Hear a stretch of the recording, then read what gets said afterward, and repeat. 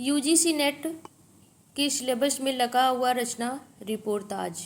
लेखक रांगे राघव। रांगे राघव का जन्म 1935 ईस्वी में आगरा। इनके पिता का नाम रंगाचार्य, माता कनकवल्ली तथा पत्नी सुलोचना थी। इनका मूल नाम तिरुमल्लय नंबाकम वीर राघव आचार्य। अभी जब साहित्य कार्य करने लगे तो इन्होंने अपना नाम रांगे राघव रख लिया।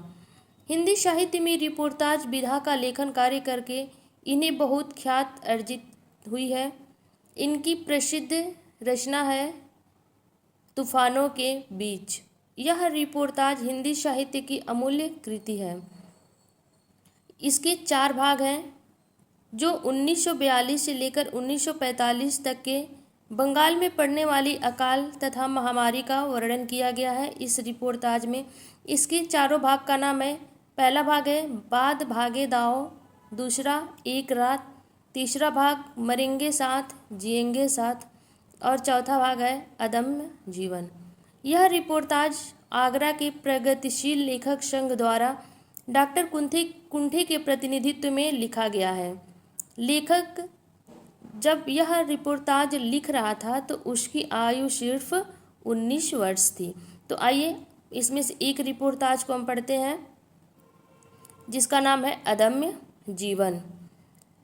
अदम्य जीवन रिपोर्टाज का संक्षिप्त कथानक देखेंगे। रिपोर्टाज तो वैसे बहुत बड़ा है, लेकिन इसमें क्या लिखा गया है या इसका कहानी क्या है देखते हैं। रांगे राघव अपने मित्र भट्टाचार्य के साथ सिद्धिरगंज गांव में जाता है। रांगे राघव उस समय आगरा का निवासी था और वह अपने दोस्त भट्टाचार्य के साथ सिद्धिर गांव में जाता है। एक ऐसा गांव जहां पर आदमी मिलने से पहले कब्रें शुरू हो जाती हैं। भट्टाचार्य की कदमी अचानक रुक जाती हैं और वह अवाक रह जाता है, लेकिन लेखक कुछ समझ नहीं पाता। वह कहता है कि आप तो इसके पहले अभी बहुत खुश थे गांव में आने के लिए, अब अचानक रुक क्यों गए। भट्टाचार्य देखते हैं कि हर 5-10 कदम पर एक कब्र, एक ऐसा नंगा कब्र जो आंखों को आश्चर्यचकित कर देने वाला। जैसे जैसे लेखक और उसके मित्र आगे बढ़ते हैं तो देखते हैं कि वह उस गांव के लोग मलेरिया से ग्रस्त हो गए हैं, दाने दाने को मोहताज हो गए हैं।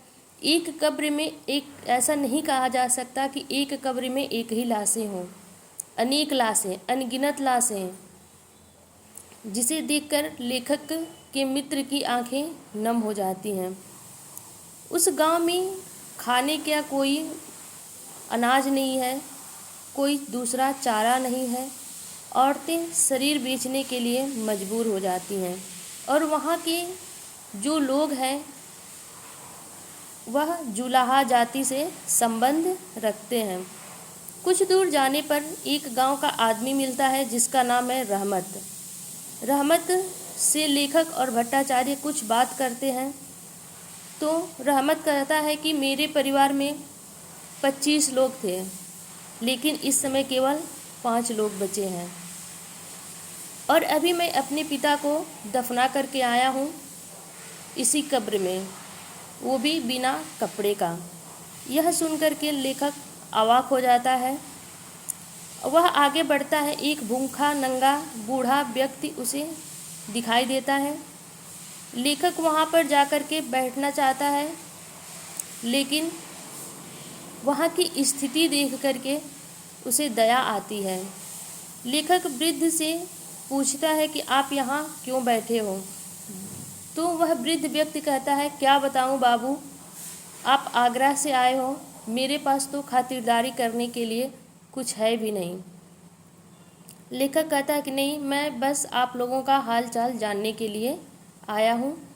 तो बताता है कि यह एक गांव कुछ साल पहले देखने लायक स्थिति थी। यहाँ के दृश्य बहुत ही मनोहर थे, पर अब क्या, अभी तो न जाने आगे क्या क्या होगा।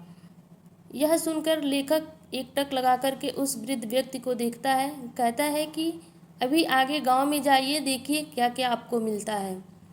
गांव में जाने के बाद से भूखे नंगे बच्चे जहाँ तहाँ रोते हुए दिखाई दे रहे हैं। कुछ अनाथ बच्चे जिसने अभी अपने माता पिता के नाम को भी या उसके चेहरे को भी नहीं पहचाना। छोटे छोटे घर एकदम सूने पड़े हुए हैं। एक ही घर में इतने छोटे छोटे कमरे, कहीं कुछ दिखाई नहीं देता। यह देख कर के लेखक और उसके मित्र दोनों आश्चर्य में पड़ जाते हैं। तो एक ऐसी महामारी फैली थी जो मलेरिया थी। डॉक्टर भी उसे वहाँ के लोगों का इलाज करने से मना कर देते हैं। अनाज की कीमत 12 से 15 रुपए किलो हो गई है। यह कहानी उस समय की जब 1942 से लेकर के 1945 की थी।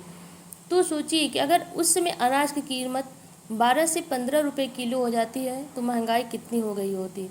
वहाँ पे लोग बहुत ही दुखी थे, रोते चिल्लाते थे, पर उनकी आवाज़ें सुनने के लिए कोई नहीं था। वे जी करके भी क्या करते, न जाने कब फिर से मौत आ जाती। तो इसमें ये जो अदम्य जीवन रिपोर्टाज है, इस घटना को देखने के लिए लेखक वहाँ पे जाता है, इसका वर्णन किया है। अगले वीडियो में हम लेकर के आएंगे इनका दूसरा रिपोर्टाज, मरेंगे साथ जिएंगे साथ। तो प्लीज़ मेरे चैनल को सब्सक्राइब करें और लाइक करें। धन्यवाद।